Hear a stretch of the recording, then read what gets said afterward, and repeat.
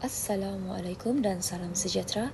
Saya Nurfadila binti Japar memegang kad Matrix misi 22160250. Saya akan membentangkan berkaitan dengan Akta Hasutan yang diperkenalkan pada tahun 1948 di bawah Akta 15. Di Malaysia ialah undang-undang yang melarang wacana yang disifatkan sebagai hasutan.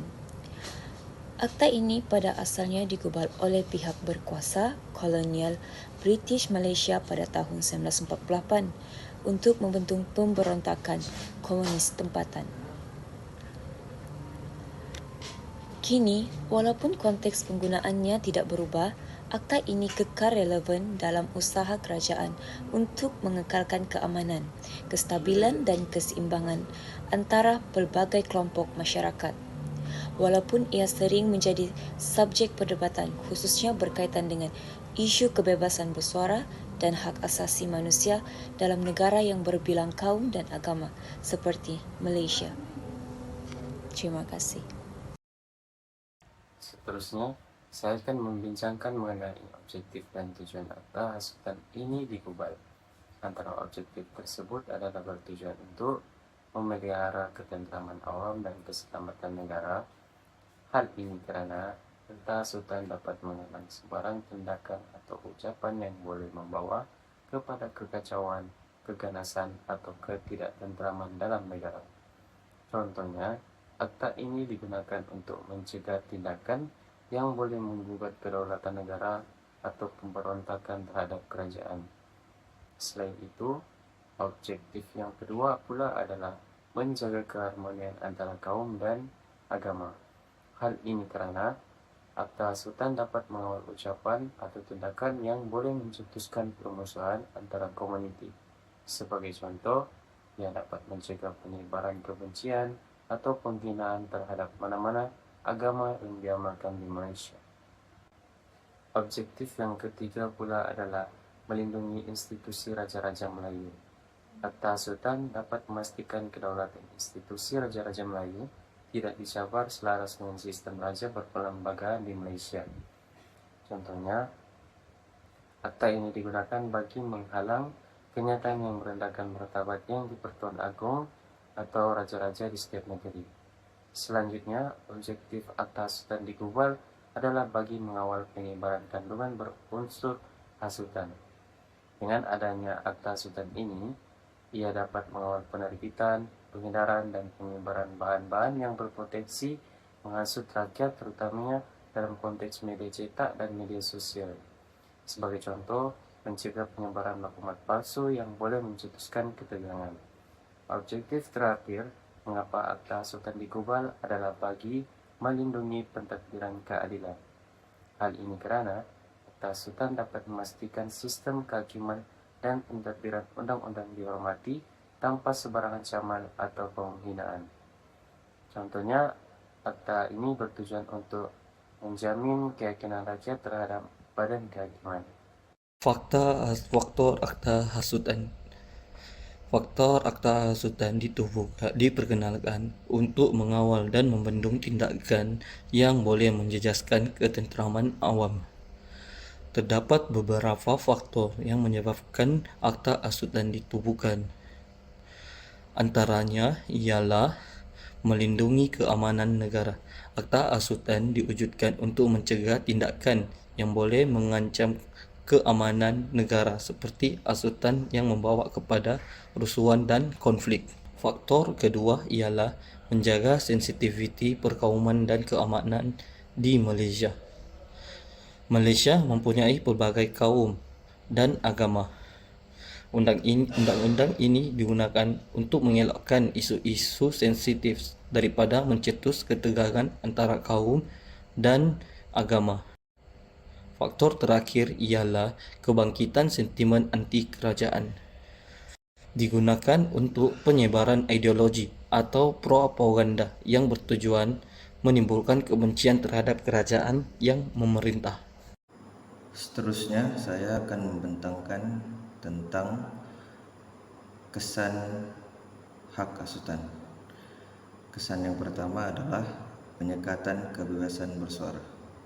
Penyekatan kebebasan bersuara merupakan salah satu kesan utama daripada pelaksanaan hak asutan.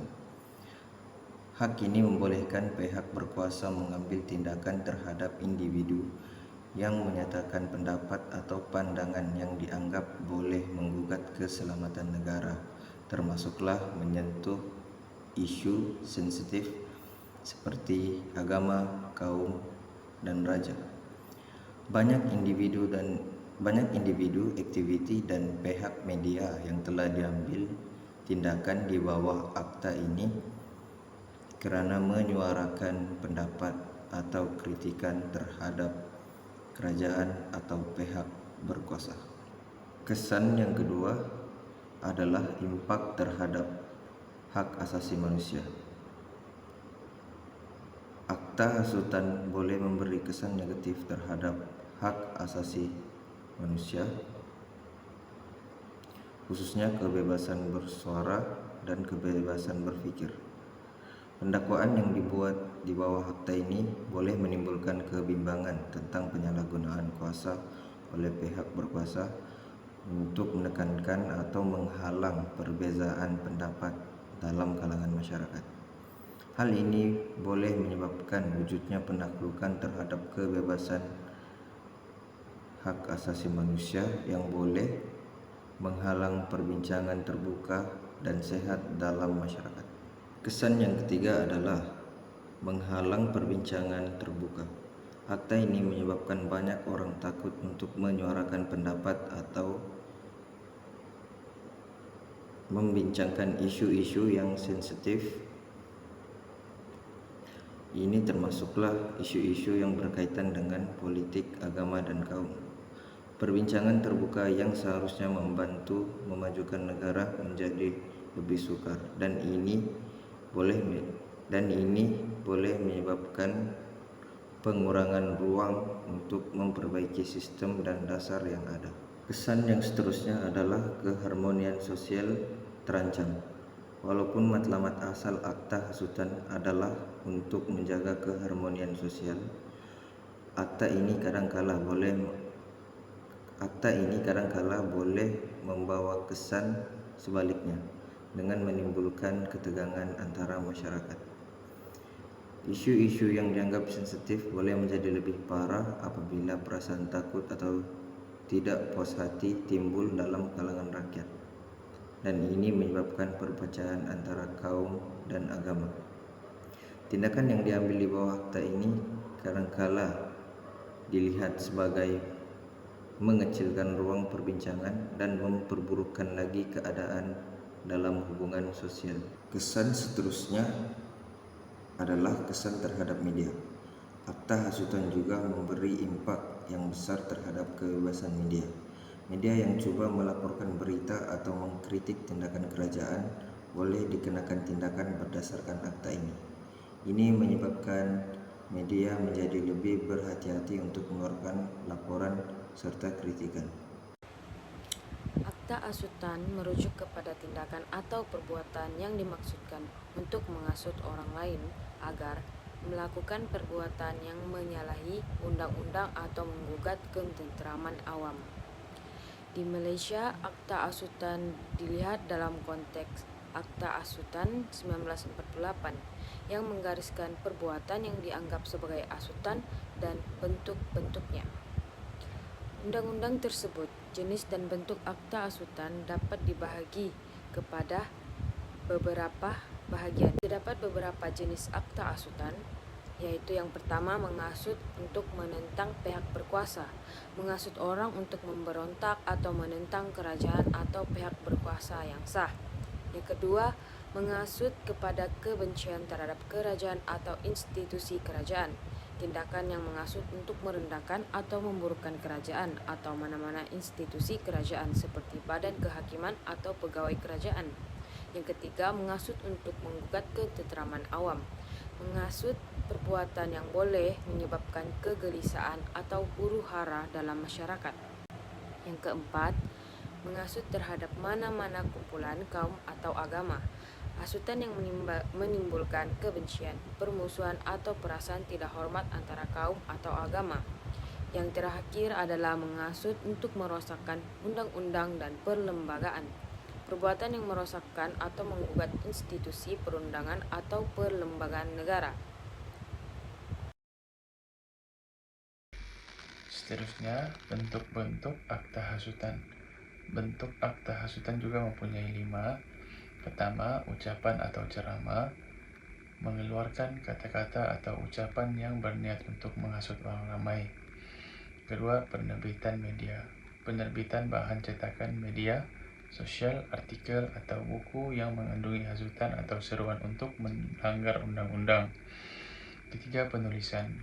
Penulisan dalam bentuk surat, artikel, blog, atau message yang bertujuan untuk menyemarakkan kebencian atau ketegangan dalam masyarakat. Keempat, simbol atau gambar. Penyebaran gambar, simbol, atau poster yang menghasut atau mempengaruhi orang lain untuk bertindak melanggar undang-undang. Yang terakhir, aksi atau perbuatan. Melakukan perbuatan secara langsung atau tidak langsung yang bertujuan untuk menghasut orang lain kepada tindakan yang tidak sah. Isu akta hasutan dalam kontroversi. Isu akta hasutan dalam kontroversi ini adalah penggunaan terhadap figura berprofil tinggi. Kes-kes ini mendapat liputan meluas di media dan perhatian rakyat kerana melibatkan individu terkenal. Penguatkuasa undang-undang terhadap mereka sering dikritik sebagai bermotifkan berpolitik. Keterbukaan dan tafsiran akta hasutan mengandungi peruntukan yang luas dan boleh ditafsirkan secara subjektif. Ini menyebabkan tindakan undang-undang terhadap kenyataan atau tindakan tertentu dianggap tidak konsisten. Sebagai contoh, kes kontroversi mengikut isu semasa adalah seperti Fahmi Reza, merupakan aktivis seni dan politik. Fahmi didakwa di bawah akta hasutan kerana ilustrasi satira yang dianggap menghina institusi diraja. Kes ini mencetus perdebatan sama ada seni satira boleh dianggap sebagai hasutan. Seterusnya, isu akta hasutan dalam kontroversi ialah sekatan dalam kebebasan bersuara. Akta hasutan dilihat oleh sesetengah pihak sebagai satu bentuk sekatan terhadap kebebasan bersuara yang dijamin oleh perlembagaan persekutuan. Walaupun tujuannya adalah untuk mengekalkan keamanan, terdapat kebimbangan bahwa ia digunakan untuk menyekat kritikan terhadap kerajaan atau institusi tertentu. Pihak kerajaan mempertahankan akta ini sebagai alat untuk menjaga kestabilan dan keharmonian masyarakat. Aktivis hak asasi manusia dan kumpulan pembangkang menganggapnya sebagai ancaman kepada demokrasi. Sebagai contoh, Fahmi Reza merupakan pereka grafik dan menggunakan kemahirannya dengan bersuara melalui lukisan grafik dalam menyuarakan pendapat pribadinya. Sebagai contoh, karyanya ada di bawah. Assalamualaikum dan salam sejahtera. Nama saya Fazira Manisha binti Kasim. Hari ini saya akan membentangkan tentang akta hasutan dalam isu sensitiviti agama dan kaum. Isu sensitiviti agama di Malaysia, agama dan kaum adalah isu yang sangat sensitif. Akta hasutan sering digunakan untuk menangani kenyataan atau perbuatan yang dianggap mengancam keharmonian agama atau menimbulkan ketegangan antara kaum. Sebagai contoh, sebarang kenyataan yang dianggap menghina agama Islam atau kedudukan Melayu sebagai bangsa dominan di negara ini boleh menyebabkan dakwaan. Selain itu, isu kaum. Begitu juga dengan kenyataan yang dianggap merendahkan atau mencabar hak-hak kaum Melayu atau kaum lain seperti Cina, India di Malaysia. Akta ini sering dikaitkan dengan usaha untuk menjaga keharmonian sosial di negara pelbagai etnik dan agama ini. Antara kes penghinaan agama di Malaysia adalah pada 9 Julai 2022 ketika umat Islam di Malaysia menyambut suasana Hari Raya Aidiladha, tular sebuah video klip disyaki menghina agama Islam yang berlaku di sebuah kelab komedi di Taman Tun Dr. Ismail di Kuala Lumpur. Menerusi video, seorang wanita berbaju kurung dan bertudung memperkenalkan diri serta mengaku sebagai seorang Muslim serta hafaz 15 juzuk Al-Quran. Sebaik selesai memperkenalkan diri, wanita itu membuka tudung serta baju kurung dipakainya dan mendedahkan pakaian yang sebenar, iaitu baju terdedah sebahagian dada tanpa lengan serta memakai skirt pendek yang menampakkan bahagian paha. Tindakan seperti yang dipaparkan di dalam video tersebut dianggap menghina agama Islam. Isu ini disiasat di bawah Seksyen 298A Kanun Keseksaan dan Seksyen 233 Akta Komunikasi dan Multimedia 1998. Dalam perspektif Islam, menutup aurat adalah sebahagian daripada syariat Islam. Membuat jenaka berkaitan seperti yang berlaku dalam kes ini secara jelasnya adalah suatu bentuk penghinaan kepada agama Islam, sebagaimana yang disebutkan oleh Allah SWT di dalam ayat 70 surah Al-An'am. Assalamualaikum warahmatullahi wabarakatuh. Nama saya Muhammad Izzuddin bin Muhammad Azali. Nombor metrik saya BC221602. Okey, pada hari ini saya akan membentangkan tentang isu yang berkaitan tentang akta hasutan, iaitu isu kalimah Allah pada stokin. Okey. Pada Mac 2024, isu kalimah Allah yang tersetak pada stokin menjadi perhatian umum di Malaysia. Kementerian Dalam Negeri iaitu KDN dan pihak polis menyatakan kesediaan menggunakan Akta Hasutan 1948 dan Akta Mesin Cetak dan Penerbitan 1984 untuk menyiasat dan mengambil tindakan. Mengenai isu sama, seorang lelaki warga tempatan ditahan berhubung hantaran berunsur menghina Islam berkaitan isu stokin tertera kalimah Allah. Pengarah Jabatan Siasatan Jenayah Bukit Aman, Datuk Seri Muhammad Syuhaili Muhammad Zain mengesahkan suspek diberkas diceras semalam. Jelasnya pemilik akaun Facebook Ciok Wailung itu direman 4 hari mulai hari ini. Kes disiasat di bawah Seksyen 298A Kanun Keseksaan dan Seksyen 233 Akta Komunikasi dan Multimedia 1988. Buletin Utama semalam melaporkan pengasas KK Supermart antara 8 dirakam keterangan berhubung isu berkenaan. Terhadap akta ini terutamanya berkisar pada potensi penyalahgunaan untuk menyekat kebebasan politik dan hak bersuara. Oleh itu, beberapa pihak menyeru agar ia dipindah atau dimasukkan untuk menyesuaikan dengan prinsip hak asasi manusia secara keseluruhan. Akta hasutan memainkan peranan dalam mengekalkan keamanan dan kestabilan negara, tetapi ia memerlukan pelaksanaan yang adil dan telus supaya tidak menjejaskan prinsip demokrasi dan kebebasan individu. Sekian daripada grup kami.